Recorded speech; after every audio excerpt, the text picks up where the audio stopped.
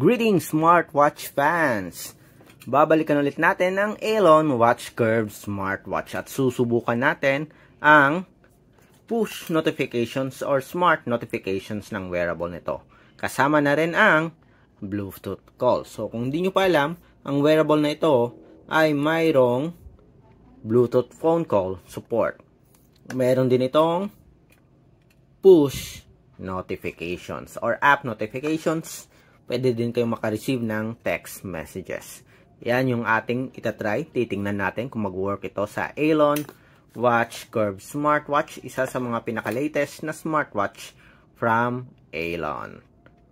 Okay, so kung meron kayong Aeon Watch Curve at hindi nyo pa nasubukan, panoorin nyo yung video na ito.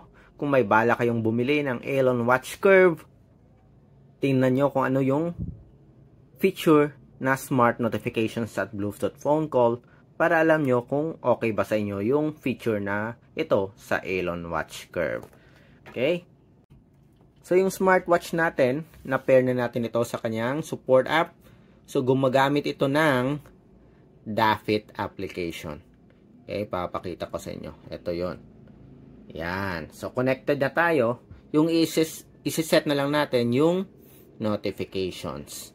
Sa pagkakaalala ko nang sinet natin to, na activate na natin yung permission. Okay? So, as you can see here, service SMS, read service SMS. So, okay na, activated na. Okay, tingnan natin, Messenger, Facebook. So, yung susubukan lang natin is yung ito.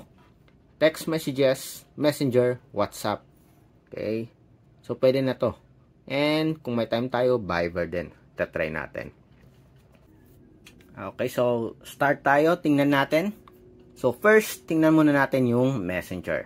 So, dalawa lang yung gagamitin natin. Yung popular na Messenger at yung WhatsApp application. Then, later on, tingnan natin yung sa SMS. Okay? So, start tayo ng Messenger. So, ito. Okay, mag-message tayo kay Chloe. So, hello, Chloe.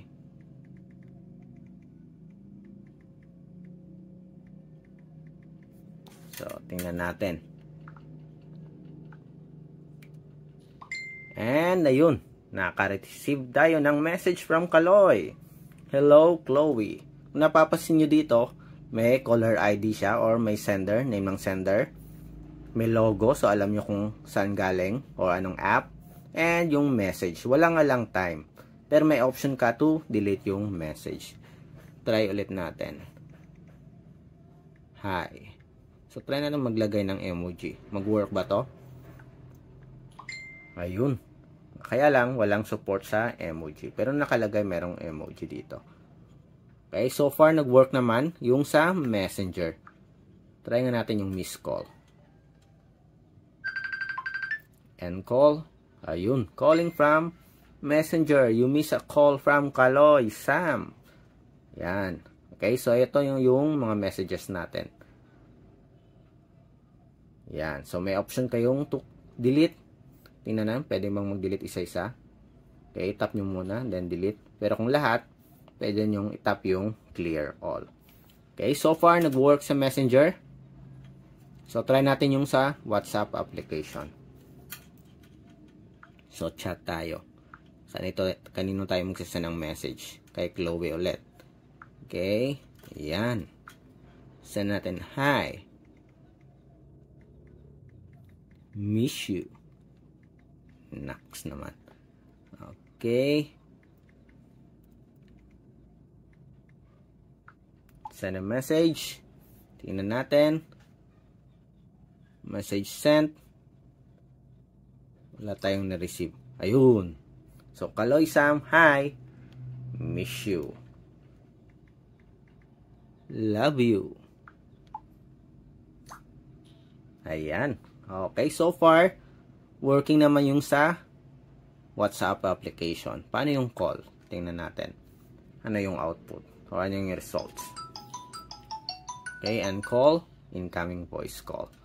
So, meron tayong messages from WhatsApp, may miss call, at merong messages din sa Messenger. Okay, so popular app na Messenger at WhatsApp, working. So, tingnan natin. Next.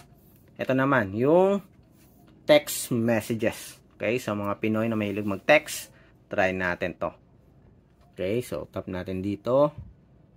So, wala tayong message from Chloe. Tingnan natin. Okay, yan. Meron tayo dito. So, send tayo ng message. Hello. Tingnan natin, makaka-receive ba tayo? Uy, wala. Okay. Ayun, meron tayo dito. Hello. Hi. Medyo delay lang ng konti, pero so far, working yung text.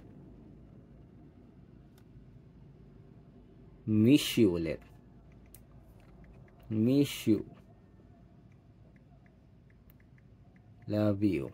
From Chloe to Kaloy.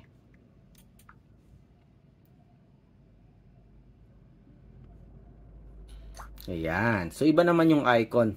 Okay. So, text message na icon naman yung sa SMS. Okay. So, iba yung sa WhatsApp. Iba yung sa Messenger. Meron namang sariling icon yung sa text messages. So far, working yung sa text, sa WhatsApp application, at yung sa Messenger. Okay. So, next. Okay. So, nasubukan na natin yung text messages at app notifications, at so far nagwo-work naman, wala namang issues. So try natin next yung Bluetooth phone call. So meron tayo ditong feature for Bluetooth phone call. Kung napapansin nyo dito, nakapag-add na tayo ng contacts, meron tayong dial pad, pero wala pa tayong recent call. So yan yung ating itatry. Check natin kung mag-work. So meron tayo ditong number ni Chloe. So tawagan natin. Susubukan natin kung makaka-receive tayo ng call. Calling Chloe. Ayun. Okay, so may option to mute, option to deny the call, or option to answer. Yan. Okay, tingnan natin dito sa missed call. Yan, meron tayo ditong recent call. So far, nagwo-work naman yung recent call natin. Okay, dial pad, contacts, try natin. What if kung tayo yung tumawag kay Kaloy? Tingnan natin. Nagwo-work ba? Okay, again, try natin. Kaloy. Yan, dialing. Okay. Yan. Yun. Sumasagot kay Chloe. Okay, end natin yung call. Ayan. Okay, so far, nag-work yung dial pad at contacts. Or contacts tapos recent call. Paano naman yung dial pad? So, try natin. Okay, ano ba yung number ni Chloe? Yan. Subukan natin. 0962 95 98447. 629598. Yan. Let's call. Okay. Oops. Mali. Dapat yung tatawagan natin yung kay Chloe. Si Sam. Okay. 0962 4155 157. Ayan. Try natin. Yun. Kaloy Sam calling. Try natin kung mag-work dito to. Ayan.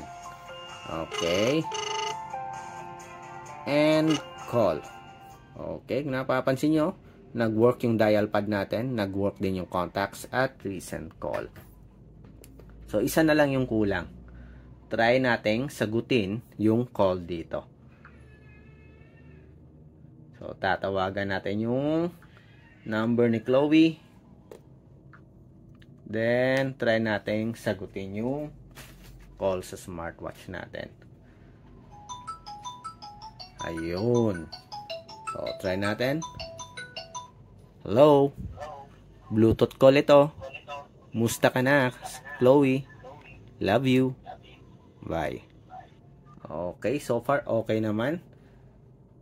Clear naman yung sa call, malakas naman yung speaker, at working naman lahat ng feature dito. From recent call, dial pad, at contacts. So, that's it.